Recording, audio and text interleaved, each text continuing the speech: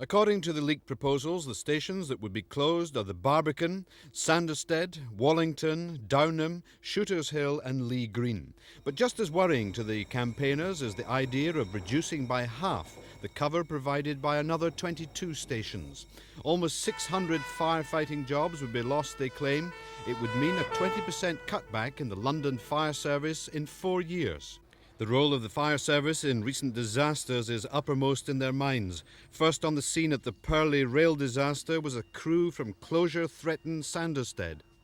Well, if the cuts go ahead, the brigade would maintain that we would still be above the Home Office minimum standards. However, I think it's a matter of straightforward logic that if you close a fire station at the end of your road or in your district, then the station which responds to a 999 call, which you may make, has to cover greater distances, and that means a delay in attendance.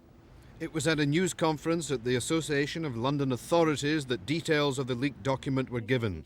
The association is Labour-controlled, but on the London Fire Authority, Labour, despite being the largest single party, is outvoted by a coalition of Conservatives and Democrats.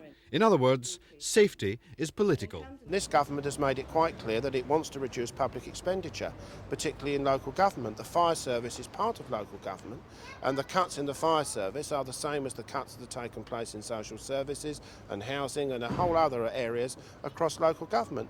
As far as the Labour Party is concerned, they have already admitted to me that they propose to make the maximum political capital out of this. Councillor Ritchie, the leader of the opposition, has said, with an eye on the May elections next year, that he intends to milk this for all it is worth.